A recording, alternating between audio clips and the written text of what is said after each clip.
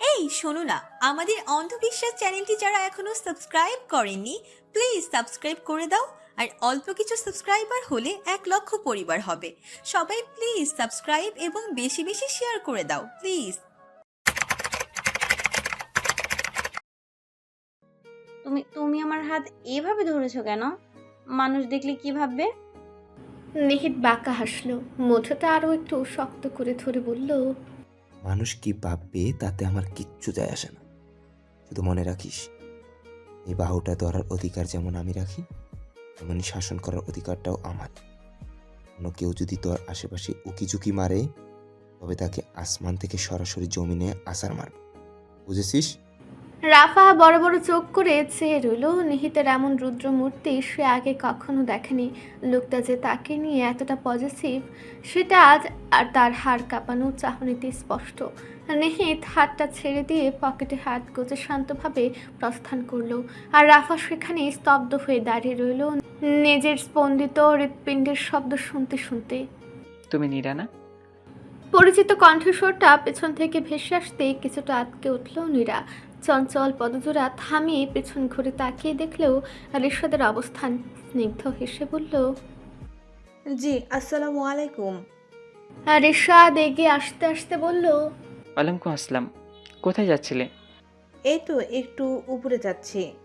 Disturb করলাম তাই না? আচ্ছা যাও। না না, ডিস্টার্ব কেন, এমনিতেও এমনি যাচ্ছিলাম। আচ্ছা যাও, তবে আমিও দেখি ওই দিকটায়। হুম। রিশাদের কথা শুনে নীরার সামনের দিকে পা বাড়াতেই রিশাদ হুট করে ডাকলো ফের। শোনো নীরা। নীরা থমকে দাঁড়িয়ে পেছন ঘুরে তাকালো। তার চোখে মুখে কিছুটা বিস্ময়। রিশাদ দ্রুত চারপাশটা একবার দেখে নিল। ধারে কাছে মাহা বা অন্য কোনো মেয়েদের দেখা যাচ্ছে না। রিশাদের কপালে চিন্তার ভাঁজ পড়ল। সে দ্রুত পা চালিয়ে নীরার একদম পেছনে এসে দাঁড়ালো।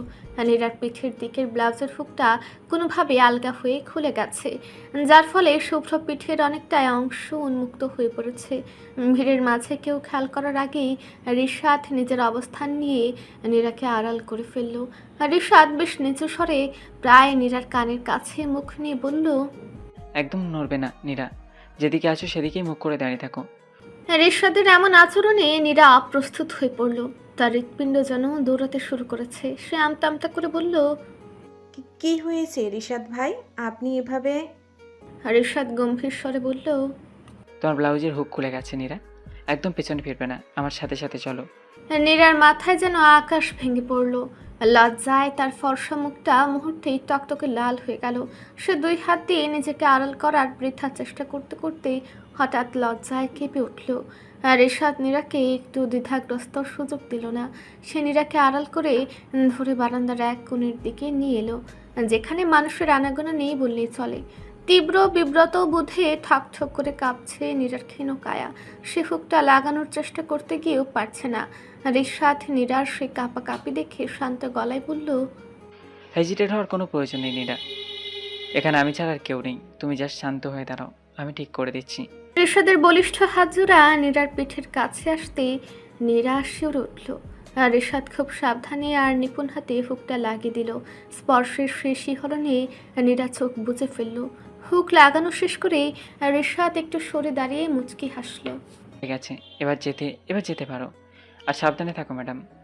নীরা এক পলক রিশাদের চোখের দিকে তাকিয়ে আবার চোখ নামিয়ে নিল। তার সারা শরীর তখন এক অজানা আবেশে থরথর করে কাঁপছে। কৃতজ্ঞতা জানানোর ভাষাটুকু যেন হারিয়ে গেছে তার। সে দ্রুত পায়ে সেখান থেকে প্রস্থান করলো। আর রিশাদ পকেটে হাত দিয়ে সেই লাজুক মেয়েটার চলে যাওয়ার পথের দিকে চেয়ে রইল, নিস্তব্ধ নিশুতি। কমিউনিটি সেন্টারের বিশাল ডুপ্লেক্স স্যুটের চারপাশটা এখন নিঝুম। বাইরের শরতের হিমেল হাওয়া বইলেও ঘরের ভেতরটা এক তপ্ত অপেক্ষায় মম করছে। নীল সবাইকে এক প্রকার জোর করে রেখেছে এখানে, নতুবা সবার ইচ্ছা ছিল ঢাকা ব্যাক করার। বাসর ঘরটা সাজানো হয়েছে একেবারে 90 দশকের জমিদারি কায়দায়।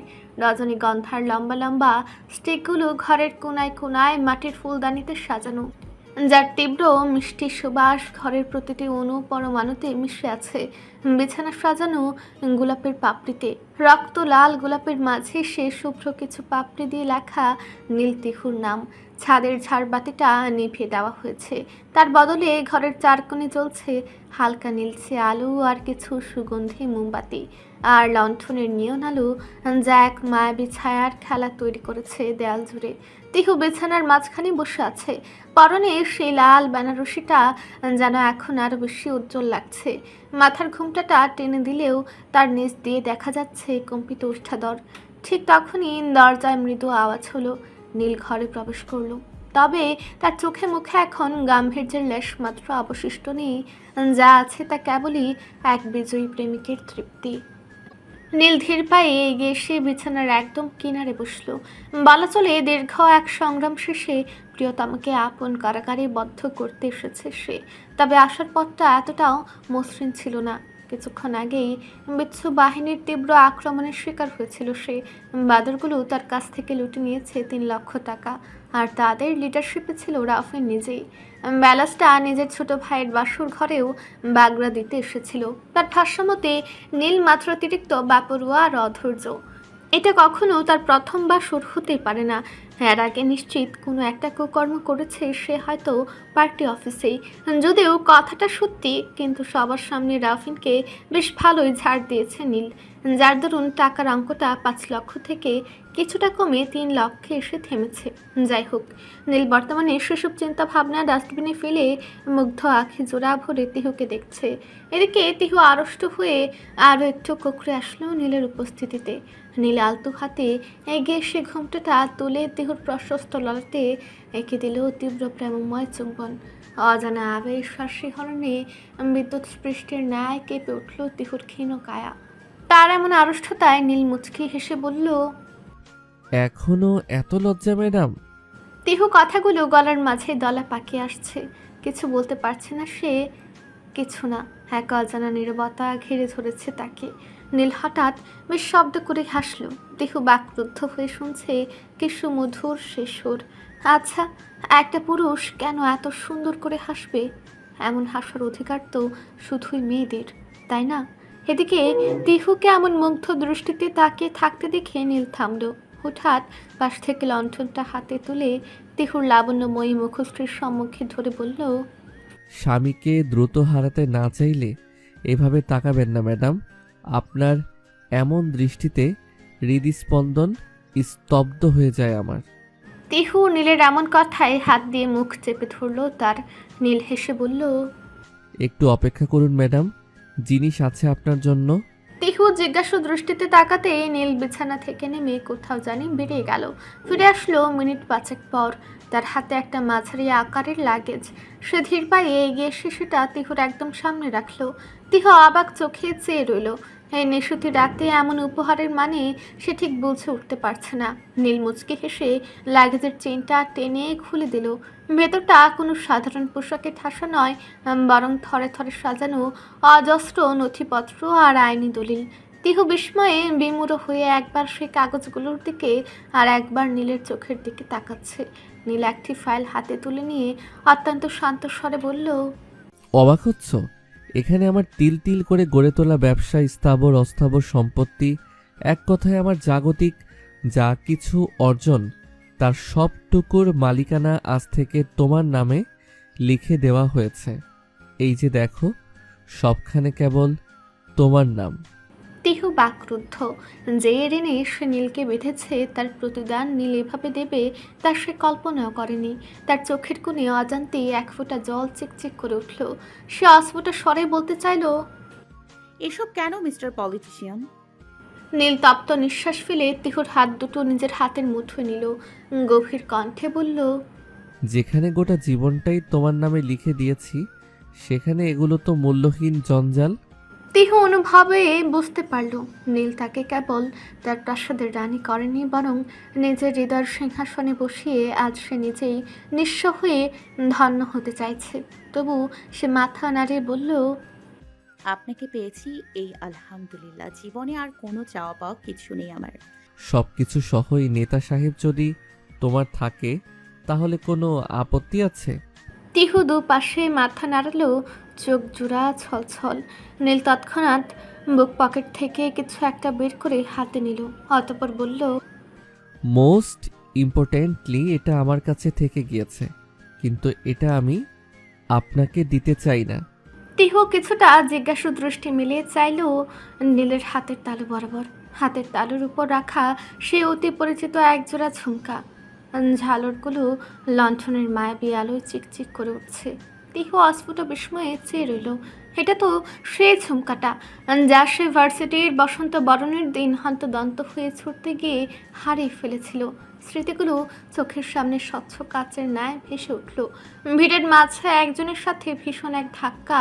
কান থেকে খসে পড়া ঝুমকাটা খোঁজার সময়টুকু সেদিন ছিল না। তিহু কাপা গলায় বলল, এটা এটা আপনার কাছে কিভাবে? নীল সে ঝুমকা জোড়ার উপর আঙ্গুল বুলিয়ে মৃদু হাসল, বলল, সেদিন তোমার সাথে আমার ধাক্কা লাগেনি তিহু, ধাক্কা লেগেছিল আমার হৃৎপিণ্ডের সাথে। ঝুমকাটা পড়েছিল ধুলোয়, আমি ওটাকে ধুলো থেকে তুলে নিজের বুকের বাঁ পকেটে আগলে রেখেছিলাম। সেদিন থেকে এটাই ছিল আমার বিগত 15 বছরের অদেখা ভালোবাসার একজোড়া জীবন্ত চিহ্ন। ঝুমকাই ছিল আমার কাছে তোমার অস্তিত্ব। নীল থামল। তিহুর চোখের পলক পড়ছে না। এতটা ভালোবাসেন? হয়তো এর থেকেও যার বর্ণনা দেওয়ার মতো ভাষা গোটা পৃথিবীর শব্দভাণ্ডার খুঁজেও পাওয়া যাবে না। তিহু মুগ্ধতা বিমূঢ় হয়ে আছে। আমি তো কখনোই আপনার ভালোবাসার সমান হতে পারবো না জনাব। পারবে? কিভাবে? দীর্ঘক্ষণে নীরবতা শেষে হঠাৎই নীল বলল, আজ যদি তোমার থেকে কিছু চাই, দেবে আমায়? তিহু বিমূঢ় হয়ে আছে, কোনো বিচার বুদ্ধি না খাটেই মাথা নেড়ে সম্মতি জানালো। অস্ফুট স্বরে বলল, হ্যাঁ দিব, আপনি যা চাইবেন তাই দিব। নীল ঠোঁটের কোণে এক চিলতে দুষ্টুমি আর এক সমুদ্র প্রেম নিয়ে ঝুঁকে এলো তিহুর খুব কাছে। ফিসফিস করে বলল, একটি দীর্ঘ চুমু। এই জয়ী প্রেমিকে কি এক বিন্দু ভালোবাসার চিহ্ন ভিক্ষা দিবেন ম্যাডাম, প্লিজ? তিহু হাঁক চুকে গেল, কিন্তু নীলের চোখের সে আকুলতা তাকে ফেরানোর শক্তি কেড়ে নিয়েছে। লজ্জায় তার গাল দুটো লাল গোলাপের পাপড়িকেও হার মানালো। সে ধীর লয়ে চোখ দুটো বন্ধ করলো, কোনো দ্বিধা ছাড়াই সে সামনে এগিয়ে এলো এবং নীলের বাড়িয়ে দেওয়া হাতের তালুতে আলতো করে এঁকে দিল এক গভীর অনুরাগ মাখা চুম্বন। ঘরের কোণে রাখা রজনীগন্ধার সুবাস যেন এক লহমায় আরও তীব্র হয়ে উঠল। লণ্ঠনের আলোয় কাঁপতে থাকা ছায়াগুলো সাক্ষী রইল এক অসম্পূর্ণ গল্পের পূর্ণতা পাওয়ার। রজনীর শেষের ওই শান্ত প্রহর, যখন রজনীগন্ধার ঘ্রাণ ফিকে হয়ে আসে আর ভৈরব নদের বুক চিরে এক ফালে নতুন আলো চরাচর রাঙিয়ে দেয়। আশ্বিনের উদীয়মান রবি যেন আজ কিছুটা লজ্জা মেখেই নীলিমার বুকে উদয় হয়েছে। জানালার ভারী পর্দা ভেদ করে এক চিলতে সোনালি আভা এসে পড়েছে বাসর ঘরের মেঝেতে, যেখানে গত রাতের অজস্র গোলাপের পাপড়িগুলো এখনও এক মায়াবী বিশৃঙ্খলার সাক্ষ্য দিচ্ছে। ঘরের ভেতরের নিস্তব্ধতা যেন এক প্রশান্তির চাদরে মোড়ানো। বিছানার একপাশে আগুছালু হয়ে পড়ে আছে সেই লাল বেনারসি আর নীলের ধপধপে সাদা পাঞ্জাবিটা। ভোরের এই শীতল হাওয়ায় যখন প্রকৃতি জেগে ওঠার প্রস্তুতি নিচ্ছে, তখনই চার দেয়ালের ভেতর সময় যেন থমকে দাঁড়িয়েছে। বিশাল বিছানার মধ্যেখানে দুজনে একাকার হয়ে মিশে আছে। নীলের বলিষ্ঠ অনাবৃত বক্ষদেশের উপর মুখ গুজে পরম নিশ্চিন্তে ঘুমিয়ে আছে তিহু। তার এক হাত নীলের কোমরে শক্ত করে জড়ানো, যেন ঘুমের ঘুরেও সে তার এই চিরচেনা আশ্রয়টুকু হারাতে চায় না। গত রাতের সবটুকু ক্লান্তি আর দীর্ঘ অপেক্ষার পর পাওয়া পূর্ণতা আজ তার শান্ত মুখশ্রীতে এক স্বর্গীয় লাবণ্য এনে দিয়েছে। নীল অনেকক্ষণ আগে জেগেছে, কিন্তু বুকের উপর রাখা এই অতি মূল্যবান ভারটুকু সরাতে মন চাইছে না তার। সে আধবোজা চোখে এক দৃষ্টিতেই তাকিয়ে আছে তার নূরের দিকে। তিহুর অবিন্যস্ত ক্যাশরাজ অবাধ্য হয়ে ছড়িয়ে আছে নীলের বুকে, যাবিতে এক অদ্ভুত শিরশিরানি অনুভূত হচ্ছে তার। নীল তার বাহাতটা বাড়িয়ে তিহুর কানের লতিয়ে ঘেঁষে থাকা কয়েক গাছে চুল আলতো করে সরে দিল। উষ্ণ নিঃশ্বাসের আদান প্রদান চলছে দুজনের মাঝে। নীলের হাতের তপ্ত স্পর্শ পেতেই তিহু ঘুমের ঘুরেই একটু নড়েচড়ে বসল। নিজের মুখটা নীলের গলায় আরো গভীরভাবে ঘষল সে। তিহুর এই বুনো আহ্লাদ দেখে নীলের ঠোঁটের কোণে সে পরিচিত বাঁকা হাসিটা ফুটে উঠল। সে তিহুর স্নিগ্ধ ললাটে দীর্ঘকালীন এক মায়াবী চুম্বন এঁকে দিল।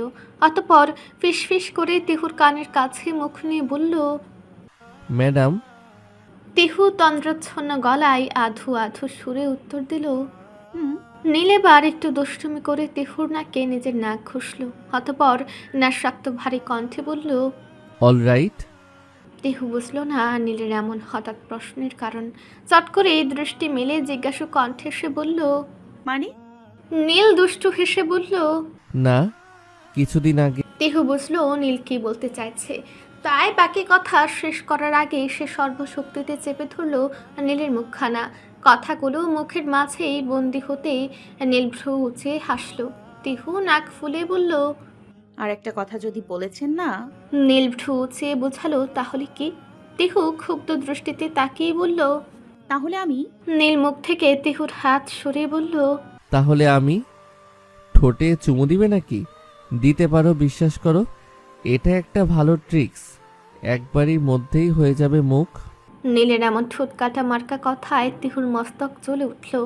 দাঁতে দাঁত চেপে সে বলল। ইউ। নীল এবার হু হু করে হেসে উঠল। সেই হাসির দমক যেন সারা ঘরে প্রতিধ্বনিত হতে লাগলো। তিহু আর এক মুহূর্ত সেখানে দাঁড়ালো না। গায়ের চাদরটা সামলে নিয়ে রাগে গজগজ করতে করতে বিছানা ছেড়ে নামলো সে। তার এলোমেলো পা ফেলার ভঙ্গি দেখে নীল বিছানায় আতশোয়া হয়ে কোনোই ভর দিয়ে বেশ মজা লুটতে লাগলো। তিহু হনহনিয়ে ওয়াশরুমের দিকে পা বাড়াতেই নীল পেছন থেকে গলায় এক রাশ নেশা ঢেলে টেনে টেনে বলল। আরে শোনো তো, নিজের বরের উপর এত রাগ দেখালে চলে? যাওয়ার আগে একটা মিষ্টি চুমু খেয়েই যেতে পারো বউ। দিনটা না হয় দুজনেরই আরো ভালো কাটতো। নীলের এই নির্লজ্জ আবদারে তিহু দরজার সামনে থমকে দাঁড়ালো। পেছন ফিরে একবার আগুনের মতো দৃষ্টিতে তাকালো সে। তপ্ত লাল লাল গাল আর চোখের সে অভিমানী চাউনি দেখে নীল মহাবিষ্টের ন্যায় চেয়ে রইল। তিহু আর কথা বাড়িয়ে নিজের হার মানতে চাইল না। নীলের দিকে একটা কাল্পনিক চর দেখে বিড়বিড় করে কি যেন বলল, আর তারপরে সজোরে দরজাটা লাগিয়ে দিল সে। সেই শব্দের রাশটুকু যেন ঘরের নিস্তব্ধতায় মিশে গিয়ে নীলের মনে এক অদ্ভুত তৃপ্তির ছোঁয়া দিয়ে গেল। নীল হাসি মুখে আবারও বালিশে মাথা এলিয়ে দিয়ে ভাবল, এই মেয়েটারই বুনো আহ্লাদ আর মিষ্টি রাগ সামলাতেই তার বাকিটা জীবন কেটে গেলে নাহাতি মন্দ হয় না। বেলা বাড়ার সঙ্গে সঙ্গে শরতের শেষ সোনালি রোদে যেন বিষণ্ণতার এক প্রলেপ পড়ল। বিদায়ের সুর সবসময় বড় করুণ হয়। কমিউনিটি সেন্টারের যে প্রাঙ্গণ কাল রাত পর্যন্ত উৎসবের রঙে রঙিন ছিল, আজ সেখানে এক নিঃশব্দ হাহাকার। নীল তিহুর আনুষ্ঠানিকতা শেষ করে আজই তাদের ঢাকা ফেরার পালা। সেন্টারের বিশাল বারান্দায় সারিবদ্ধ হয়ে দাঁড়িয়ে আছে সবাই। নীলকে ঘিরে দাঁড়িয়ে আছে তার দলবল। তবে নেতা সাহেবের সবটুকু মন পড়ে আছে নিজের অর্কিডের উপর। তিহু তার মা আর কাকিমণিদের কাছে বিদায় নিতে গিয়ে বারবার চোখ মুছছে। এই কদিন এই ভৈরব নদের পাড়ে যেন এক টুকরো জান্নাত খুঁজে পেয়েছিল সে। তিহুর বাবা চাচার আগোচরে চোখ মুছছেন। বা ভালোবাসা এমনই বড্ড লুকায়িত, তবে খাদহীন। তারা হয়তো মায়েদের মতো ভালোবাসা প্রকাশে ব্যর্থ, তবে তাদের ভালোবাসাটা বড্ড গভীর। তিনি মেয়ের ক্রন্ধনরত মুখের দিকে চেয়ে হু হু করে কেঁদে দিলেন। নীলের হাতে মেয়েকে তুলে দিয়ে বললেন, মেয়েটা আমার বড্ড আহ্লাদি, খুব যত্ন করে বড় করছি ওকে বাবা। ও ভীষণ অভিমানী, তবে মনটা বড্ড সরল, ওকে একটু আগলে রেখো। নীল তিহুর হাত আঁকড়ে নওশাদ হকের দিকে তাকিয়ে বিনম্র কণ্ঠে বলল, মৃত্যুর আগ মুহূর্ত অবধি ওকে আগলে রাখবো ইনশাল্লাহ বাবা। নওশাদ হক নিশ্চিন্ত হাসলেন। এদিকে নেহিত একপাশে গম্ভীর মুখে দাঁড়িয়ে রাফার দিকে তাকাচ্ছিল। রাফাও আজ অন্য দিনের মতো চঞ্চল নয়, তার চোখে মুখেও এক মেঘলা দিনের ছায়া। নেহিত পকেটে হাত দিয়ে রাফার খুব কাছে এসে দাঁড়ালো। কি রে, তোর আসমান ভাইয়ার কথা ভেবে খুব মন খারাপ? নিহিতের গলার সে চিরচেনা খোঁচাটা আজ যেন রাফার মনে অন্যরকম বাজল। সে নিহিতের দিকে অভিমানে দৃষ্টি নিক্ষেপ করে বলল, আপনার সব সময় হাসি তামাশা ভালো লাগে, সবাই চলে যাচ্ছে, আপনার বুঝি একদম মন খারাপ হচ্ছে না? নিহিত কয়েক সেকেন্ড স্থির হয়ে রাফার চোখের দিকে তাকিয়ে রইল। তারপর নিচু স্বরে বলল, মন খারাপ করার অধিকারটুকু তো আমায় দিসনি রাফা। তবে মনে রাখিস, আমি রাখা চলে গেলেই কিন্তু এই পাহারাদারকে হারাবি না। রাফা এবার আর পাল্টা জবাব দিল না, শুধু মুখ নামিয়ে নখ দিয়ে শাড়ির আঁচল খুঁড়তে লাগলো।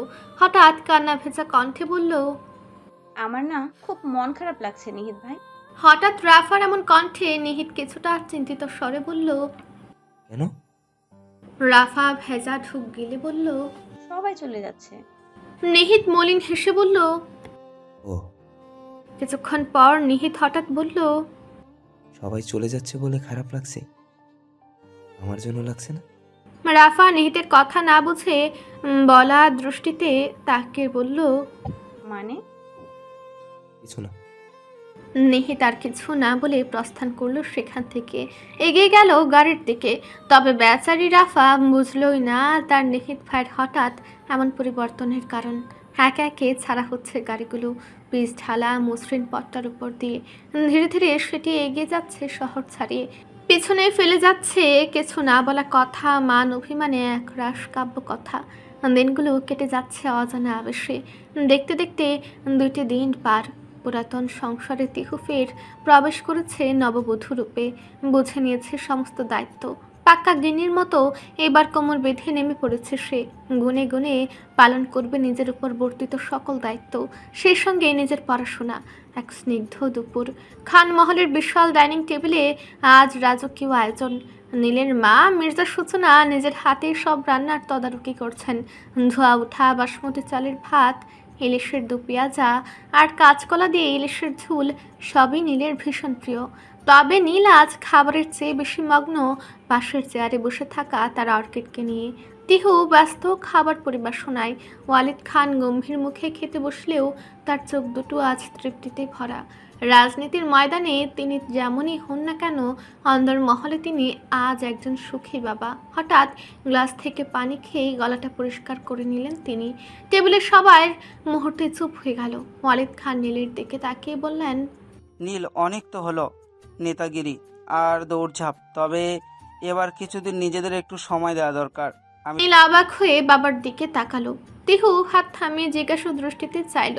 ওয়ালিদ খান মৃদু হেসে বললেন, সব ব্যবস্থা করে দিয়েছি। আগামীকাল ভোরে তোমরা কক্সবাজার যাচ্ছ, দিন সাথে ওখানেই থাকবে। শ্বশুরের মুখে এমন সরাসরি হানিমুন ট্রিপের কথা শুনে তিহুর ফর্সা গাল দুটো মুহূর্তে টকটকে লাল হয়ে গেল। সে লজ্জায় মাথা নিচু করে পায়ের দিকে তাকিয়ে রইল। নীল একগাল হেসে তিহুর দিকে একবার আর চোখে তাকালো, তারপর বাবার দিকে ফিরে বেশ রসিকতা করে বলল, বাহ বাবা, আপনি তো দেখি একদম টাইমলি ছক্কা হাঁকালেন। আমি তো ভাবছিলাম, বাট আপনি তো দেখি রুট ম্যাপও রেডি করে ফেলেছেন। মির্জা সূচনা হেসে উঠে বললেন, তোর বাবা সব পারে নীল। আর নুরাইন মা, তুই কিন্তু একদম না করবি না। অনেক ধকল গেছে তোদের ওপর দিয়ে। এই কটা দিন শুধু নিজেদের মতো করে কাটা। কিন্তু আম্মু, কালই একদিনের ভেতরে কেমনে কি? তিহুর উদ্বিগ্নতা দেখে মুচকি হাসলো মির্জা সূচনা। ওয়ালিদ খানও হেসে বললেন, চিন্তা করো না মা, সব কিছু ঠিকঠাক করেই আছে। তোমাদের সকল প্রস্তুতি আগে থেকেই সম্পূর্ণ করে রেখেছেন তোমাদের আম্মা। এখন শুধু তোমরা কাল ভোরে রওনা হবে। তিহু আর কিছু বলল না, ফির মাথা নুয়ে নিল সেভাবেই। এদিকে ডাইনিং টেবিলে উপস্থিত সকলেই মুখ চেপে হাসছে। বিশেষত নাহা তখন থেকেই পাশ থেকে তিহুকে একটানা খুঁটিয়ে চলেছে। নিহিত কম নয়, সরাসরি কিছু না বললেও বিভিন্ন শব্দের মাধ্যমে সে খোঁটাচ্ছে তিহুকে। কি ম্যাডাম, যেতে চান কক্সবাজার? বিকেলের ম্লান আলো তখন জানালার কার্নিশ ছুঁয়ে ঘরের ভেতর মায়া ছড়াচ্ছে। তিহু আলমারি খুলে গুছিয়ে নিচ্ছিল সমুদ্র যাত্রার প্রয়োজনীয় টুকিটাকি। মনের ভেতর এক অদ্ভুত ভালো লাগার দোলাচল। কক্সবাজার, লোনা জলের ঘ্রাণ আর বালুকা বেলা আর আছড়ে পড়া ঢেউয়ের গর্জনের কথা ভেবে বুকের ভেতরটা কেমন যেন শিরশির করে উঠছে। এমন সময় নিঃশব্দ পায়ে নীল ঘরে ঢুকলো। তিহু ট্যার পাওয়ার আগেই পেছন থেকে দুটো বলিষ্ঠ হাত তাকে আষ্টে পৃষ্ঠে জড়িয়ে ধরল। ঘাড়ের উপর নীলের তপ্ত নিঃশ্বাস পড়তেই তিহু শিউরে উঠে স্থির হয়ে দাঁড়িয়ে পড়ল। নীলের সে চেনা পারফিউমের ঘ্রাণে মম করছে চারপাশ।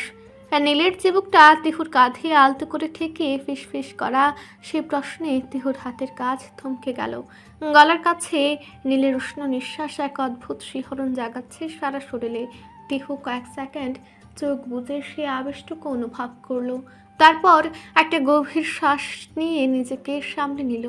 নীল ওর কানের লতি ছুঁয়ে আবারও আদরে গলায় শুধালো। কি ম্যাডাম বলছেন না যে? তিহু এবার আলতো করে নীলের হাতের বাঁধন শিথিল করার চেষ্টা করে ঘুরে দাঁড়ালো। তার দু হাত নীলের চওড়া কাঁধে রেখে চোখের দিকে সরাসরি তাকিয়ে একটা মায়াবী হাসি দিল। কিছুটা আদরে স্পর্শ নীলের কলারটা ঠিক করতে করতে বলল, সাগর তো সবাই দেখতে চায় মিস্টার, কিন্তু সেই সাগরের ঢেউয়ের গর্জনের মাঝে আপনার হৃদয় স্পন্দন শোনাটা হবে আমার জন্য স্পেশাল।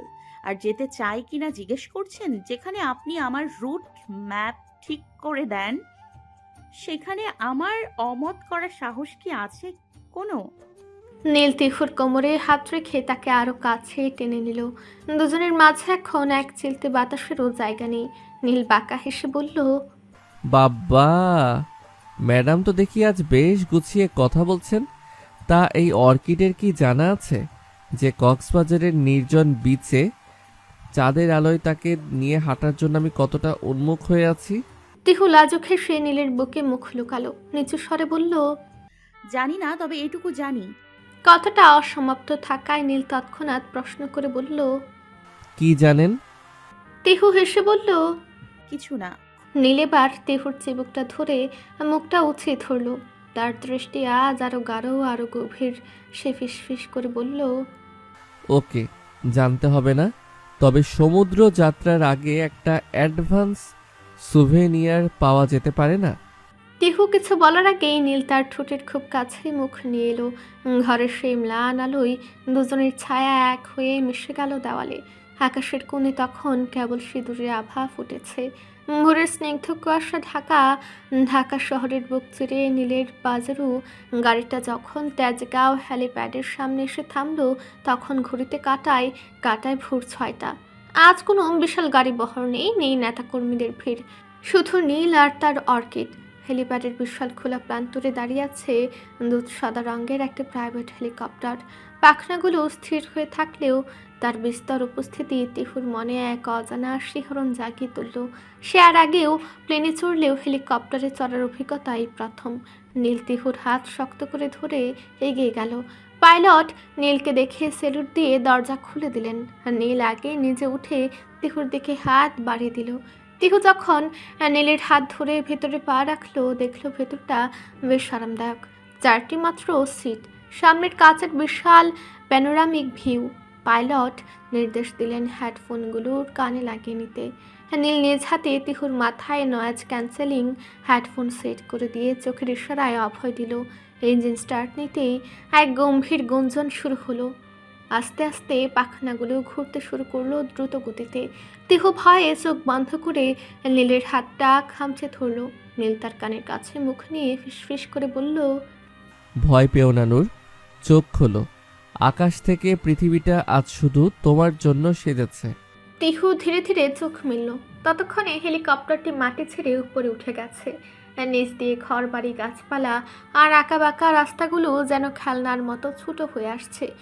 যত উপরে উঠছে ততই পরিষ্কার হচ্ছে দিগন্ত।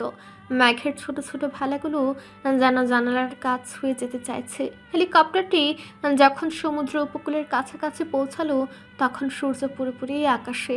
নিচ দিয়ে বয়ে চলা নদীগুলো যেন রূপালি ফিতার মতো চিকচিক করছে।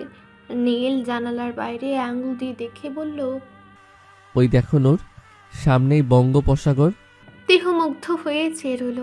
আকাশ আর সাগরের নীল যেখানে একাকার হয়ে গেছে, সেই নীলিমার বুক চিরে তারা এগিয়ে যাচ্ছে এক নতুন গন্তব্যে। নীলের হাতের উষ্ণ স্পর্শ আর এই মেঘের উপর দিয়ে উড়ার অনুভূতি। হেমন্তের মিষ্টি রোদে জগন্নাথ বিশ্ববিদ্যালয়ের শান্ত চত্বর আজ উৎসবের রঙে রঙিন। চারদিকে বাহারি পিঠার ঘ্রাণ আর ছাত্রছাত্রীদের কল কাকলিতে মুখরিত ক্যাম্পাস। লালিটের দালানগুলোর মাঝে তৈরি করা হয়েছে এক বিশাল মঞ্চ। উৎসবের আমেজে সবাই যখন শাড়ি পাঞ্জাবিতে সেজেছে, মনি সেখানে একদম ব্যতিক্রম। মা এক প্রকার জোর করে তাকে পাঠিয়েছে, তাই সে সাদা মাটা পোশাকে এক কোণে মুখ ভার করে বসে আছে। তার দু চোখে রাজ্যের বিরক্তি। মঞ্চে তখন একের পর এক পারফরম্যান্স চলছে। হঠাৎ মাইকে ঘোষণা হলো, এবার মঞ্চে আসছেন আপনাদের সবার প্রিয় ছাত্রনেতা, আমাদের সবার ভালোবাসার মানুষ শেজাদ চৌধুরী। মুহূর্তের মধ্যে পুরো প্রাঙ্গণ যেন ফেটে পড়ল। মেয়েদের গগন বিদায়ী চিৎকার আর করতালি শুনে মনির মেজাজটা আরও তিরক্ষি হয়ে উঠল। সে আর চোখে দেখল শাহতাজ আজ ভিন্ন রূপে মঞ্চে আসীন হয়েছে, পাঞ্জাবের পরিবর্তে তার দেহ আবৃত স্লিভলেস শার্টে। তবে হঠাৎ এই মুন্নির হৃদয়ে সুপ্ত আগ্নেয়গিরিকে জাগ্রত করলো চারপাশের মেয়েদের চোখের সে মহাবিষ্ট চাউনি। কেউ নাম ধরে ডাকছে, কেউ বা ইশারা হৃৎপিণ্ড দেখাচ্ছে। মনে বিড়বিড় করে বলল, ডিসগাস্টিং, মেয়েগুলো এত বেহায়া কেন? হৃদয়ের অজানা আকুলতার কারণ জানা নেই মনির। সে শুধু জানে শাহতাজের প্রতি মেয়েদের এমন দৃষ্টিতে গা পিত্তি জ্বলে যাচ্ছে তার। বিরক্তিতে চেয়ার ছেড়ে উঠে দাঁড়ালো সে। ভিড় ঠেলে বের হয়ে যাবে ঠিক তখনই স্পিকার থেকে গিটারের সেই চেনা টুংটাং শব্দটা ভেসে এলো। একটা মায়াবী সুর মুহূর্তেই চারপাশের কোলাহলকে ছাপিয়ে গেল। ভরাট কণ্ঠের গানটা শুরু হলো হঠাৎ। মনির পা দুটো যেন মাটির সঙ্গে গেঁথে গেল। এই সুর, এই কথাগুলো তো তার বড্ড চেনা। গত কয়েকটা দিন ধরে তার ফোনের ইনবক্সে এই গানের কলিগুলো তো ভেসে আসছিল। তবে কি সে অচেনা বার্তা প্রেরক? মনে ভিড় ঠেলে একবার মঞ্চের দিকে তাকালো। দেখলো শাহতাজ হাতে গিটার নিয়ে মঞ্চ থেকে নেমে আসছে সরাসরি দর্শকদের মাঝে। তার দৃষ্টি স্থির নির্দিষ্ট একজনের দিকে। মনি দ্রুত নিজের ওড়নার সামনে চলে যেতে চাইল, কিন্তু ঠিক সেই মুহূর্তেই তার ওড়নার আঁচলটা পাশের একটা ভাঙা কাঠের বেঞ্চের কোনায় সজোরে আটকে গেল। হঠাৎ করে টান খেয়ে মনি থমকে দাঁড়ালো। পেছনে ফিরে ওড়না ছাড়ানোর চেষ্টা করতে দেখলো গান গাইতে গাইতে শাহতাজ ঠিক তার সামনে এসে দাঁড়িয়েছে। চারপাশের মানুষের চিৎকার তখন মনির কানে পৌঁছাচ্ছে না। শাহতাজ এক হাতে গিটারটা ধরে অন্য হাতে খুব সাবধানে মনির ওড়নার আঁচলটা বেঞ্চের কাঁটা থেকে ছাড়িয়ে দিল। ওড়নাটা ছাড়িয়ে দিয়ে শাহতাজ সরল না, বরং মনির চারপাশ দিয়ে বৃত্তাকারে ঘুরতে ঘুরতে গানের পরের লাইনগুলো গাইতে লাগলো। দিকে কোলাহল যেন এক লহমায় স্তব্ধ হয়ে গেল। হাজারো শিক্ষার্থীর কৌতূহলী চোখ এখন মঞ্চের সামনে ওই একটি বিন্দুতে স্থির, যেখানে দাঁড়িয়ে আছে বিশ্ববিদ্যালয়ের দাপটে ছাত্রনেতা শাহতাজ চৌধুরী। আর তার সামনে কিংকর্তব্যবিমূঢ় এক তরুণী, মুন্নি। গিটারের শেষ ঝংকারে যখন আওয়ারা সুরের রেশটুকু বাতাসে মিলে গেল, তখন কেবল শোনা যাচ্ছিল মুনির হিয়া কাঁপানো ধুকপুকানি। মনি পাথর হয়ে দাঁড়িয়ে আছে। তার মনে হচ্ছে মাটির তলায় যদি কোনো সুড়ঙ্গ থাকতো, তবে সে এই মুহূর্তে সেখানে আত্মগোপন করত। লজ্জায় তার ফর্সা মুখখানা শরতের দুপুরের আগুনের মতো রাঙ্গা হয়ে উঠেছে। চারপাশের বান্ধবীরা যখন ওড়নায় মুখ চেপে হাসছে, আর জুনিয়র মেয়েদের চোখে হিংসে আর বিস্ময়ের ঝিলিক, তখন মুন্নির মনে হচ্ছিল সময়টা যেন নিষ্ঠুরভাবে থমকে দাঁড়িয়েছে। শাহতাজ গিটারটা এক পাশে রেখে এক পা এগিয়ে এলো। তার চোখে সে চেনা দুষ্টুমি নেই, বরং আছে এক গভীর আকুলতা। সে মৃদুস্বরে এমনভাবে কথা বলল যা কেবল মুন্নির কানেই পৌঁছালো। কি হলো? ওনা তো ছাড়িয়ে দিয়েছি, এবার মনটাকে একটু ছাড় দেওয়া যায় না? মুন্নি কোনো মতে নিজের ওড়নাটা শক্ত করে আঁকড়ে ধরল। তার বুকের ভেতরটা তখন উত্তাল সাগরের মতো ফুসছে। সে একবার আর চোখে দেখলেও পুরো ক্যাম্পাস তাদের দিকে তাকিয়ে। সে কি রাগ করবে, নাকি কেঁদে ফেলবে, নাকি এই পাগলামিটার জন্য শাহতাজকে সবার সামনে অপমান করবে? কিন্তু অদ্ভুত ব্যাপার, রাগের বদলে তার ঠোঁটের কোণে এক চিলতে হাসির রেখা ফুটে উঠতে চেয়েও যেন দমে গেল। সে দাঁতে দাঁত চেপে নিচের দিকে তাকিয়ে নিচু স্বরে বলল, আপনি বড্ড বেহায়া তো। সবার সামনে এমন করার মানে কি? লোকজন কি ভাবছে দেখছেন? শাহতাজ হালকা হাসলো, গলার স্বর কিছুটা চড়িয়ে বলল, লোকজন কি ভাবলো তাতে শাহতাজ চৌধুরীর কোনো কালেই কিছু যায় আসেনি। আমি শুধু চেয়েছিলাম আমার হৃদস্পন্দনের খবরটা তার কাছে পৌঁছাক, যার জন্য এই বেসামাল হওয়া। মুন্নি আর এক মুহূর্ত সেখানে দাঁড়ানোর সাহস পেল না। লজ্জার সে চরম শিখরে পৌঁছে এসে ভিড় ঠেলে ঝড়ের ব্যাগে অডিটোরিয়ামের পেছন দিক দিয়ে বেরিয়ে গেল। তার পালানোর ভঙ্গিটা দেখে শাহতাজ পেছন থেকে শব্দ করে হেসে উঠল। সে জানে মুন্নি আজ হয়তো পালিয়েছে, কিন্তু তার হৃদয়ের দরজায় যে কড়া সে নেড়েছে, তার শব্দ মুন্নি সারা রাত নিজের কানে শুনতে পাবে। তিহুদের কক্সবাজার এসে পৌঁছাতে দুপুরে রোদ ম্লান হয়েছে। আসন্ন শীতের পূর্বাভাসের দরুন বেলার সময়সীমা সংক্ষিপ্ত হয়েছে বেশ। নীল তিহু আশ্রয় নিয়েছে কক্সবাজারের ইনানি সংলগ্ন এক নিভৃত রিসর্টে। রিসর্টটি সাগরের একদম কূল ঘেঁষে। বিশাল ডাইনিং স্পেস পেরিয়ে গেলেই দেখা যায় নীল জলরাশির অবারিত বিস্তার। রিসর্টের প্রতিটি কোণ যেন আভিজাত্য আর শান্তির এক অপূর্ব সংমিশ্রণ। নীল সব ব্যবস্থা আগেই করে রেখেছিল। তাদের জন্য বরাদ্দ করা হয়েছে রিসর্টের সব থেকে সুন্দর সি ভিউ সুইটটি। ঘরের কাছের দেয়াল ভেদ করে সমুদ্রের ঢেউয়ের গর্জন সরাসরি কানে আসছে। ঘরে ঢুকে তিহু অবাক হয়ে দেখল বিছানাটা সাদা আর লাল গোলাপের পাপড়িতে একাকার হয়ে আছে। নীল তার পেছনে এসে দাঁড়িয়ে ফিসফিস করে বলল, কি বেগম সাহেবা, পছন্দ হয়েছে আপনার এই নীল কুঠুরি? তিহু মুগ্ধ চোখে তাকিয়ে থেকে বলল, খুব খুব খুব পছন্দ হয়েছে নেতা সাহেব, কিন্তু আমার না এখনই সাগরের কাছে যেতে ইচ্ছে করছে। নীল হাসল। তিহুর এই চঞ্চলতা তার বড্ড প্রিয়। সে তিহুর চিবুক ছুঁয়ে ললাটে প্রেমময় চুম্বন এঁকে বলল, যার বউ, ঠিক এখনই যাব, আগে একটু ফ্রেশ হয়ে নাও। গধূলির আমন্ত্রণে কমলাভ রঙে রঞ্জিত নীল দিগন্ত। সূর্যটা যেন ক্লান্ত হয়ে ধীরে ধীরে মিশে যেতে চাইছে বঙ্গোপসাগরের নীল জলরাশির অতল গহীনে। ফ্রেশ হওয়ার পর আর একটু বিলম্ব করেনি তিহু। এক প্রকার যে দিয়ে আচরণে সৈকতে পা রেখেছে। বর্তমানে সমুদ্রের নীলাভ জলরাশির পাশ ঘেঁষে হাঁটছে নীল তিহু। ইনানি সৈকতের এই নির্জন কোণটিতে কোলাহল নেই বললে চলে। শুধু আছে বাতাসের শুষ্ক শব্দ আর তটরেখায় আছড়ে পড়া ঢেউয়ের নিরন্তর গর্জন। সমুদ্রের লোনা বাতাসের ঝাপটায় তিহুর অবিন্যস্ত চুলগুলো উঠছে, আর সে দু হাতে নিজের সাদা জর্জেট শাড়ির আঁচল সামলাতে হিমশিম খাচ্ছে। নীল ক্যাজুয়াল শার্টের হাতা গুটিয়ে পকেটে হাত দিয়ে পাশে পাশে হাঁটছে। তার শিকারি চোখ দুটো আজ সমুদ্রের নীল ছাপিয়ে কেবল তিহুর রাঙা মুখেই থমকে আছে। সমুদ্রের প্রতিটি ঢেউ কোলে এসে চূর্ণ বিচূর্ণ হয়ে যাচ্ছে। হঠাৎ করেই তিহু তার জুতা জোড়া সৈকতে রেখে নগ্ন পায়ে বালুকা বেলায় দৌড় দিল। নীল হাঁক চকিয়ে গিয়ে ডাকলো, আরে নূর, কোথায় যাচ্ছ? শোনো। তিহু কোনো কথা না বলে সোজা গিয়ে দাঁড়ালো যেখানে সমুদ্রের নোনা জল তার পায়ের পাতা ছুঁয়ে যাচ্ছে। প্রথম ছোঁয়ায় পানির শীতলতা অনুভব করতে সে এক মায়াবী শিহরণে চোখ বুজে ফেলল। ঢেউগুলো যখন তার নূপুর পড়া পায়ের গোড়ালিতে আলতো ধাক্কা দিয়ে ফিরে যাচ্ছে, তিহুর মনে হলো প্রকৃতির এই আদরটুকু কেবল তার জন্যই। নিরুপায় নীল শেষমেশ তিহুর ফেলে রাখা জুতা জোড়া হাতে তুলে ধীর পায়ে তার পেছনে এসে দাঁড়ালো। তিহু পেছন ফিরে উচ্ছ্বসিত গলায় বলল, দেখুন নেতা সাহেব, এই ঢেউগুলো যেন আমায় ডাকছে। কি অদ্ভুত শান্তি, তাই না? নীল তিহুর পাশে দাঁড়ালো। সাগরের উপর বিছিয়ে থাকা সূর্যের শেষ কমলাভ আভা তখন তাদের দুজনের মুখে এক অপার্থিব দীপ্তি ছড়িয়ে দিচ্ছে। নীল আলতো করে তিহুর একটা হাত নিজের হাতের মুঠোয় নিয়ে বলল, শান্তি সাগরে নয় নূর, শান্তি তোমার ওই হাসিতে। এই যে সূর্যাস্ত দেখছো, এটা প্রতিদিন হয়, কিন্তু তোমার পাশে দাঁড়িয়ে দেখাটাই আজ এই সন্ধ্যাটাকে সার্থক করলো। তিহু লাজুক হেসে নীলের কাঁধে মাথা রাখলো। তারা দুজনেই নিঃশব্দে প্রত্যক্ষ করলো আগুনের গোলার মতো সূর্যটার সলিল সমাধি। আকাশটা যখন আবির মাখা রঙে আরো মায়াবী হয়ে উঠল, তখন নীল বলল, অনেক তো কাব্য হলো, এবার কি পেটের কাব্য শুরু হবে?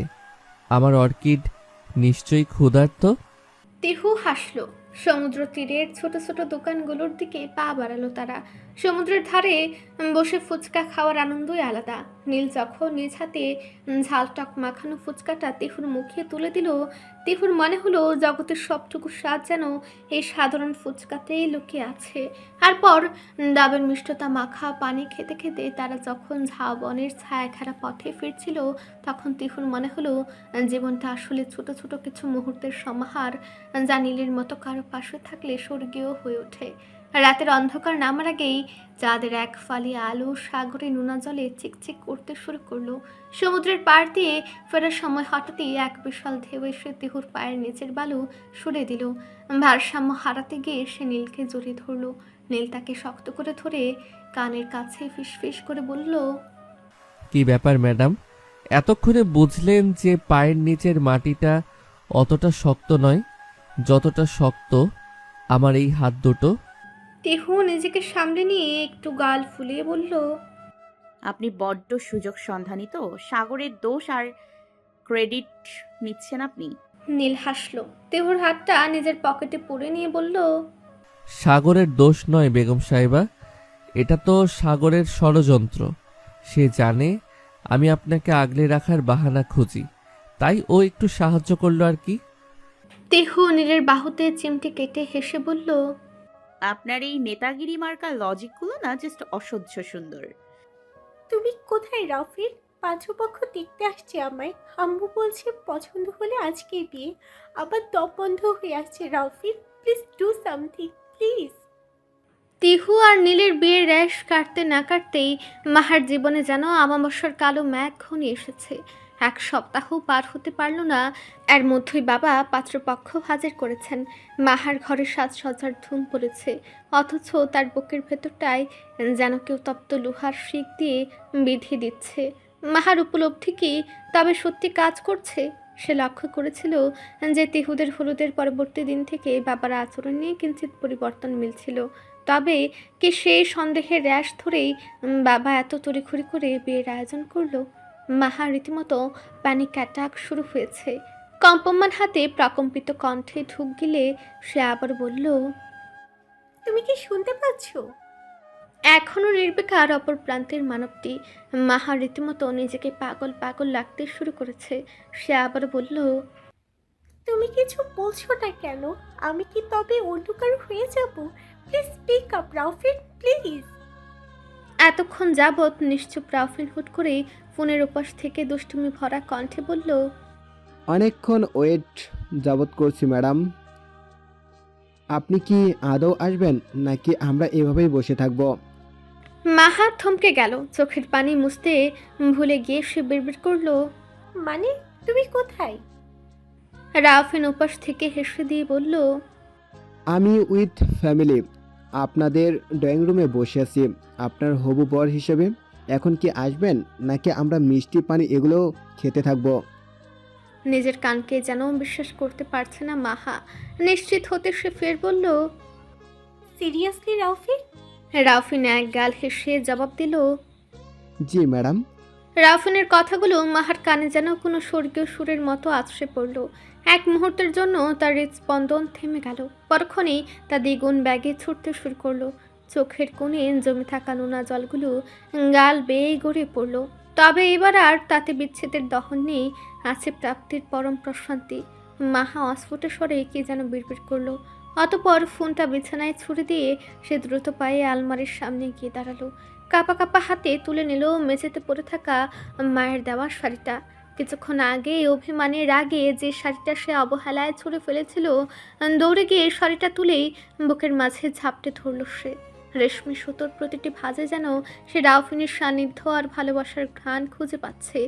মায়ের এক গভীর আবেশে তার চোখ বুজে এলো। মিনিট কয়েকের মধ্যেই মাহা নিজেকে গুছিয়ে নিল। সেই শাড়িটা পরে যখন সে আয়নার সামনে দাঁড়ালো, দর্পণে ফুটে ওঠা নিজের প্রতিচ্ছবি দেখে সে নিজে থমকে গেল। মাহার ফ্যাকাশে হয়ে যাওয়া মুখটা এখন অজানা আভায় উজ্জ্বল।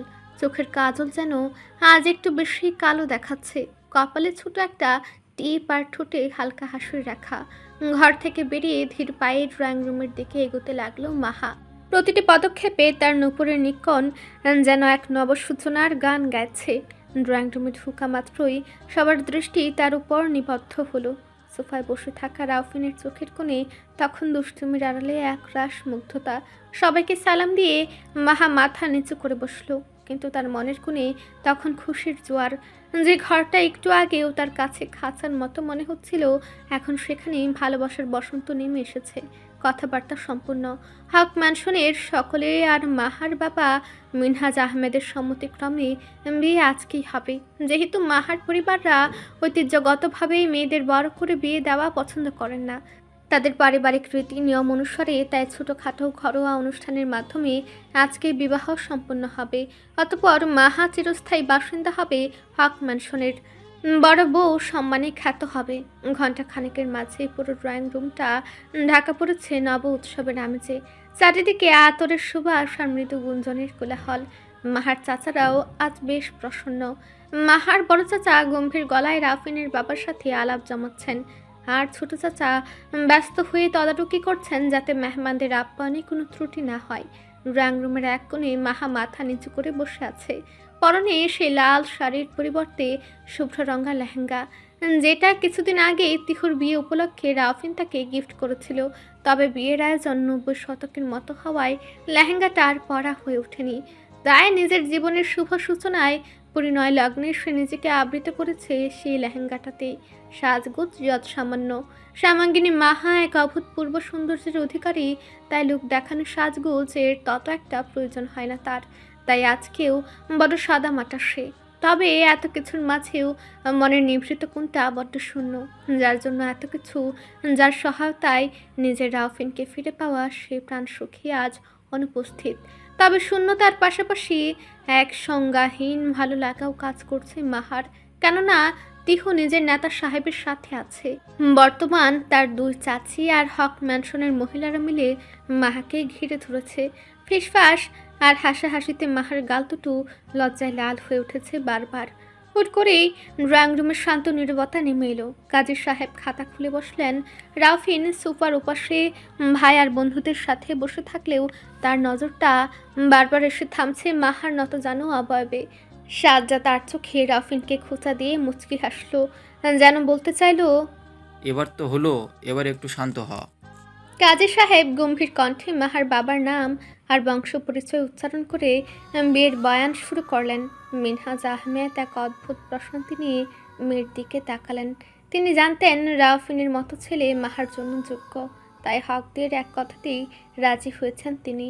মাহার মা মুবাশিরা বেগম রাউফিন মাহার কৈশোরকালীন সম্পর্ক সম্বন্ধে অবগত ছিলেন, তাই তিনিও সম্মত মেয়ের সুখে। আর মাহা, সে তো লজ্জা আনন্দ বিস্ময়ে নিজের নখ দিয়ে শাড়ির আঁচলটা মুচড়ে ধরছে। হৃদস্পন্দনটা যেন গলার কাছে সে ধকধক করছে। তার মনে হচ্ছে যেন এক দিবস স্বপ্ন ঘুর ভাঙতেই ভেঙে যাবে তা। মাহা, 3 লক্ষ টাকা দেনমোহর ধার্যে মাহমুদুল হক রাউফিনের সাথে কি তোমার এই বিয়ে কবুল? কাজী সাহেবের প্রশ্নের সাথে সাথে পুরো ঘরটা নিস্তব্ধ হয়ে গেল। মাহার মনে হলো সময়টা যেন থমকে দাঁড়িয়েছে। সে একবার চোখ তুলে তাকালো। ভিড়ের আড়ালে রাউফিনের সে চিরচেনা আশ্বস্ত করা দৃষ্টি মাহার ঠোঁট দুটো থরথর করে কাঁপল। মনের নিভৃত কোণ জানান দিচ্ছে এখানে যদি তিহু থাকতো তাহলে হয়তো কবুল বলাটা আর একটু সহজতর হতো তার পক্ষে। কিন্তু কী করার? কিছুক্ষণ বাদে খুব মৃদু কিন্তু স্পষ্ট স্বরে সে বলে উঠল, আলহামদুলিল্লাহ, কবুল। মুহূর্তের মধ্যেই ঘরটা আলহামদুলিল্লাহ ধ্বনিতে মুখরিত হয়ে উঠল। মাহা, রাউফিনের বাবা মা আর চাচা চাচি এরা মোনাজাত করলেন। বড় বড় পিরিচে করে মিষ্টি আর তবারক বিলানো শুরু হলো। চাচাতো ভাই বোনদের মাঝে তখন সেলফি তোলার ধুম পড়ে গেছে ইতিমধ্যেই। সারা পিহু তানহা রাফা ব্যস্ত হয়ে পড়েছে নববধূর সাথে সেলফি তুলতে। বিয়ে সম্পন্ন হওয়ার কিছুক্ষণ পর যখন রাউফিনকে মাহার পাশে সে বসার সুযোগ করে দেওয়া হলো, রাউফিন নিচু স্বরে শুধু বলল, বললাম না ম্যাডাম, আপনাকে অন্য কারো হতে দেওয়াটা আমার সিলেবাসে নেই। মাহা কোনো কথা বলতে পারল না, শুধু চোখের এক কোণে জমে থাকা আনন্দাশ্রু নিঃশব্দে গড়ে পড়ল তার হাতের উপর। আজ থেকে সে শুধু মিনহাজ আহমেদের আদরে মেয়ে নয়, সে হক ম্যানশনের বড় বউ। তার জীবনের প্রথম ভালোবাসার মানুষটার সহধর্মিণী, জীবনের প্রণয়ের প্রথম পুরুষের অর্ধাঙ্গিনী। স্নিগ্ধ দুপুরের ঘরের কাছের দেয়াল ভেদিয়ে দৃশ্যমান সমুদ্র তটে থেমে থেমে আছড়ে পড়া জল কল্লোলের দিকে তাকালে হৃদয়টা উচ্চাটন হয়। তিহু জানালায় হেলান দিয়ে সে স্নিগ্ধ ঢেউগুলো উপভোগ করতে ব্যস্ত। নীল একটা দীর্ঘ শাওয়ার সেরে ওয়াশরুম থেকে বেরিয়ে বরাবরের ন্যায় নীল রঙের স্লিভলেস শার্ট আর হাতা ফোল্ড করতে তৎপর। কিছুক্ষণ আগেই মাহা রাউফিনের শুভ পরিণয়ের সাক্ষী হয়েছে তারা ভার্চুয়ালভাবেই, তাই গোসলে এত বিলম্ব হলো তার। যাই হোক, নীল বেরিয়ে প্রেয়সিনীর দিকে চাইল। ধীরে ধীরে এগিয়ে গিয়ে পেছন থেকে তিহুকে জড়িয়ে তার চুলগুলো কাঁধের উপর থেকে সরিয়ে উন্মুক্ত কাঁধে মুখ লুকালো। নীলের প্রশস্ত বুকের উষ্ণতা পিঠে অনুভব করতেই তিহু একটু শিউরে উঠল। জানালার ওপাশে বঙ্গোপসাগরের নীল জলরাশি যেন আজ একটু বেশি উত্তাল, তবে সেই উত্তালের চেয়েও বেশি তীব্রতা এখন তিহুর শরীরের প্রতি কোণায়। নীলের ভেজা চুলের চুয়ে পড়া জলের কয়েকটা ফোঁটা তিহুর ঘাড়ের উপর পড়তেই সে আলতো করে চোখ বসল। নীলর চিবুকটা তিহুর কাঁধে ঠেকিয়ে খুব নিচু স্বরে বলল, ভাবা যায় বজ্জাত রাউফিনটাও শেষমেশ অ্যাকসেপ্টেড হয়ে গেল। তিহু মুচকি হাসলো, নীলের হাতের উপর নিজের হাত রেখে উত্তর দিল, সত্যি, তবে ব্রাদার যেভাবে পুরো সিনটা হ্যান্ডেল করলো, আই মাস্ট সে লোকটার সাহস আছে। হাজার হলেও আপনার মতো নেতা সাহেবের বেস্ট ফ্রেন্ড তো, এমন সারপ্রাইজ না দিলে কি চলে? নীলুর কাঁধে মুখ ঘষে একটু দুষ্টুমির স্বরে বলল, তাহলে নেতা সাহেবের ট্রিট পাওয়া উচিত না? কেমন ট্রিট? বেশি কিছু না, এই একটা উষ্ণ চুমু। নীলের এমন আবদার তিহু তৎক্ষণাৎ ঘুরে দাঁড়িয়ে নীলের চোখের দিকে তাকালো। আপনি দিন দিন বড্ড নির্লজ্জ হয়ে যাচ্ছেন মিস্টার। নীল একগাল হেসে তিহুর আরো কাছে সরে এলো, ওর কোমর জড়িয়ে ধরে খুব মোলায়েম স্বরে বলল, আপনার জন্যই হচ্ছি বেগম সাহেবা, না হলে আমাদের নৌমি কিভাবে আসবে? তাকে পৃথিবীতে আনার দায়িত্বটা তো আর অবহেলা করা যায় না, তাই না? নৌমির নাম শুনে তিহুর গাল দুটো মুহূর্তেই সদ্য ফুটা কৃষ্ণচূড়ার ন্যায় রক্তিম আভা ধারণ করলো। লজ্জার এক তীব্র আবেশে সে দিশেহারা হয়ে পড়ল। কথা হারিয়ে সে আলগুছে নিজেকে নীলের বাহুবন্ধন থেকে ছাড়িয়ে নিয়ে দ্রুত পায়ে দরজার দিকে হাঁটতে লাগলো। নীল অবাক হয়ে তাকিয়ে রইল ওর এই লাজুক পলায়ন দেখে। কিছুটা দূর যেতেই নীল পিছন থেকে হাঁক ছাড়ল। আরে ম্যাডাম, একা একা কোথায় যাচ্ছেন? তিহু থামল না, দরজার চৌকাঠ পেরিয়ে একটু ঝাঁঝালো স্বরে উত্তর দিল, সমুদ্রের তীরে যাচ্ছি। ঘরে দম বন্ধ হয়ে আসছে আপনার নির্লজ্জ কথাবার্তায়। ওখানে গিয়ে অন্তত নোনা বাতাসে মাথাটা ঠান্ডা করা যাবে। নীল হাসতে হাসতে ঘর থেকে বেরিয়ে এলো। তিহু তখন করিডোর দিয়ে হনহন করে সিঁড়ির দিকে এগোচ্ছে। তাড়াহুড়ো করে হাঁটতে গিয়ে ওর গায়ের পাতলা ওড়নার আঁচলটা বারবার মেঝেতে লুটিয়ে পড়ছে। নীল দ্রুত পা চালিয়ে এগিয়ে এলো, বরাবরের ন্যায় তিহুর ওড়নার আঁচলটা হাতে নিয়ে হাঁটা লাগালেও তার পিছু পিছু। আমি শেহরাজ চৌধুরী, আর ও আমাদের একমাত্র ছেলে শেহরাজ চৌধুরী। আপনাদের মেয়ে সানজিদা আফরানকে পছন্দ করেছে। আমরা আপনাদের বাড়ির মেয়েকে আমাদের বাড়ির বউ করে নিয়ে যেতে চাই। ঢাকার অন্যতম সম্ভ্রান্ত ব্যক্তিত্ব শেহরাজ চৌধুরী, আর তার পরিবার থেকেই এমন আকস্মিক প্রস্তাবে কিছুটা হকচকে উঠলেন খান মহলের সকলে। প্রথমত শেহরাজ চৌধুরীর উপস্থিতিতে কিছুটা বিস্মিত হলেও পরবর্তীতে তারা ভেবেছিল হয়তো ব্যবসায়িক কোনো কারণে এসেছেন তিনি। কিন্তু কিছুক্ষণের মাঝেই তার পারিবারিক উপস্থিতি আর এমন প্রস্তাবে রীতিমতো থ সকলে। ওয়ালিদ খান মির্জা সূচনার দিকে তাকালেন, অতঃপর ছোট ভাইয়ের দিকে তাকিয়ে পরপর বললেন, মানে এমন হুট করে? আমরা বুঝেছি যে ব্যাপারটা বড্ড তাড়াতাড়ি হয়ে গেছে, কিন্তু আর কিছুদিনের মাঝে শেহতাজ হায়ার এডুকেশনের জন্য প্যারিস চলে যাবে। এই জন্য আমরা চাচ্ছিলাম বিয়েটা দিয়ে রাখতে। ওরা একে অপরকে পছন্দ করে, তাই আমাদের আর কোনো আপত্তি নেই। বাদবাকি এখন আপনাদের ওপর। শেহরাজ চৌধুরীর এমন সরাসরি প্রস্তাবে ড্রয়িং রুমে এক মুহূর্তে নিস্তব্ধতা নেমে এলো। ওয়ালিদ খান মির্জা সূচনা আর বাড়ির অন্য বড়রা একে অপরের দিকে চাওয়াচাওয়ি করতে লাগলেন। এমন সম্ভ্রান্ত পরিবারের পক্ষ থেকে বিয়ের প্রস্তাব আসাটা যেমন সম্মানের, তেমনই এত দ্রুত সিদ্ধান্ত নেওয়াটা কিছুটা দ্বিধারও। এদিকে মুন্নি দরজার আড়ালে দাঁড়িয়ে সব শুনছিল। তার হৃদস্পন্দন যেন আজ নিজের নিয়ন্ত্রণ হারিয়েছে। কাল রাতের কথাগুলো একে একে তার মনের পর্দায় ভেসে উঠছে।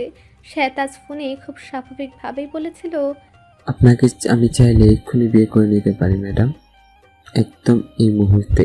মুন্নি তখন হেসে কুল পাচ্ছিল না। ও ভেবেছিল শেহতাজ হয়তো বরাবরের মতোই ঠাট্টায় লিপ্ত হয়েছে, তাই সেও পাল্টা জবাব দিয়ে বলেছিল, আচ্ছা, তাহলে কাল সকালের জন্য ওয়েট করে থেকো। কিন্তু সেই হাসি ঠাট্টার কথা যে শেহতাজ এতটা সিরিয়াসলি নেবে এবং সকালেই সপরিবারে হাজির হবে তা মুন্নির কল্পনাতীত ছিল। পর্দার আড়াল থেকে সে চোরের মতো একবার শেহতাজের দিকে তাকালো। শেহতাজ তখন খুব শান্ত ভঙ্গিতে বসে থাকলেও তার ঠোঁটের কোণে ঝুলে আছে এক চিলতে বিজয়ী হাসি। মুন্নি তাকাতে শেহতাজ ভ্রু নাচালো, যেন মুন্নিকে মনে করিয়ে দিল। কথা দিয়েছিলাম না? মুন্নি লজ্জায় মুখ নামিয়ে নিল। তার মনের ভেতরে এখন হাজারো প্রজাপতি ডানা ঝাপটাচ্ছে। এদিকে পরিস্থিতি সামাল দিয়ে ওয়ালিদ খান হাসি মুখে বললেন, রাজ সাহেব, আপনার মতো মানুষের প্রস্তাবে অমত করার প্রশ্নই আসে না। আর বাচ্চারা যখন একে অপরকে পছন্দ করে তখন আমাদের আর কি বলার আছে, আমরা রাজি। মুন্নির বাবা মায়ের চোখেও তখন খুশির ঝিলিক। বাড়ির পরিবেশে মুহূর্তে উৎসবের আমেজ ছড়িয়ে পড়ল। ঠিক হলো আজই ঘরোয়াভাবে তাদের আংটি বদল হয়ে যাবে। কিছুক্ষণের মাঝে আংটি বদলের আয়োজন শুরু হলো। বাড়ির ছোটরা দৌড়ঝাঁপ শুরু করে দিল। মনিকে সাজিয়ে গুছিয়ে যখন ড্রয়িং রুমের মাঝখানে আনা হলো, শেহতাজ মুগ্ধ নয়নে তাকে রইল তার হবু ঘরনের দিকে।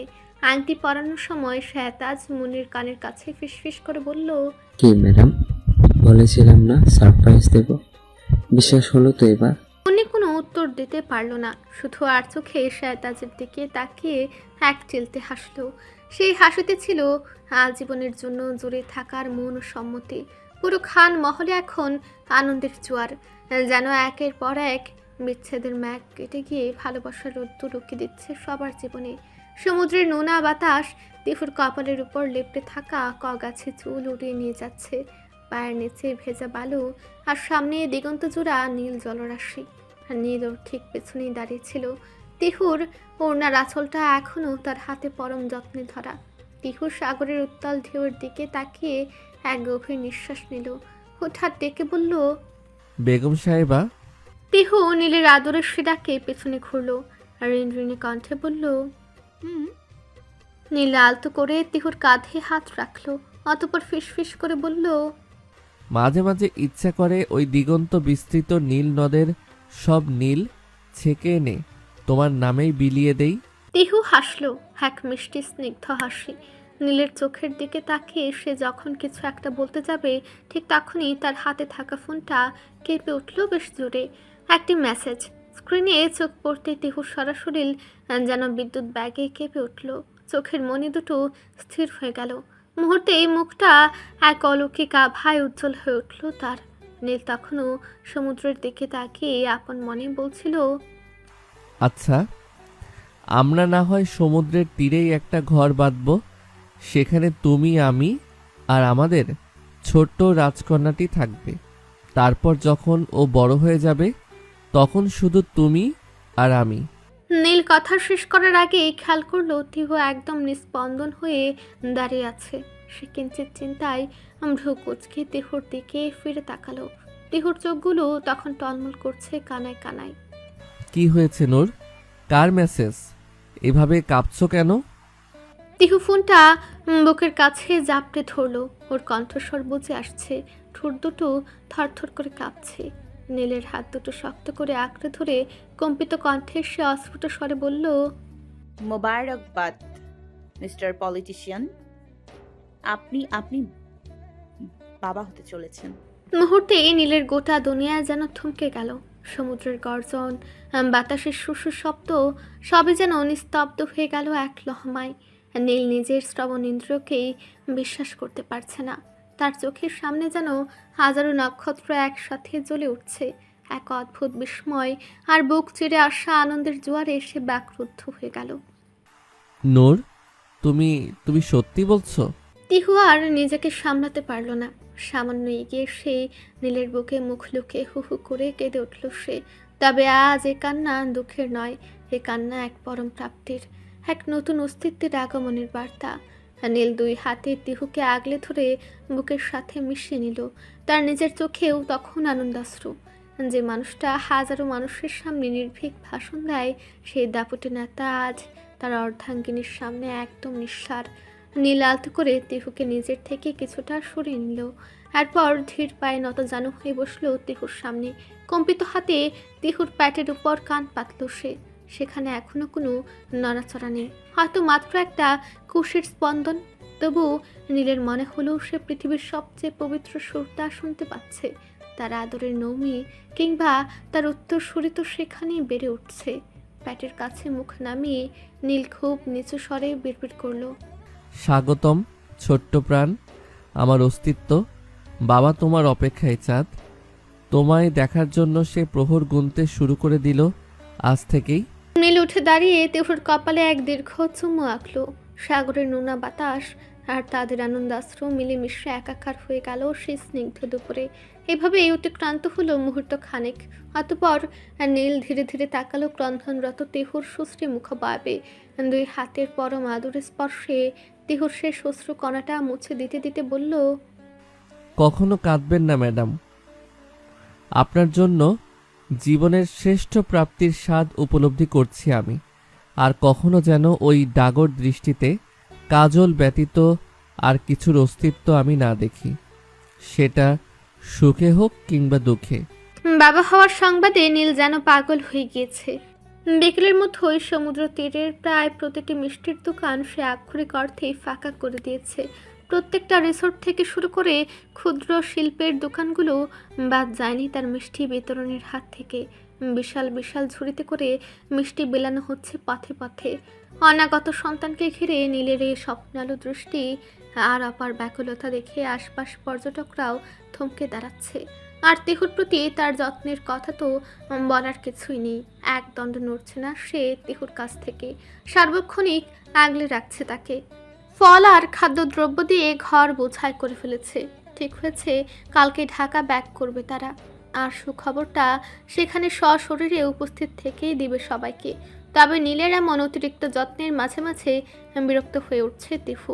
সে বুঝছে না সবে হয়তো সপ্তাহ খানেক অতিক্রম হয়েছে প্রেগন্যান্সির, তার মাঝে এত কেয়ারের কে আছে। সে কিছুটা বিরক্ত হয়ে বলল, নিয়মিত ভালোবাসার গল্প শুনতে এবং পড়তে আমাদের অন্ধবিশ্বাস চ্যানেলটি সাবস্ক্রাইব করে পাশে থাকা বেল আইকনটি ক্লিক করুন। ধন্যবাদ সবাইকে।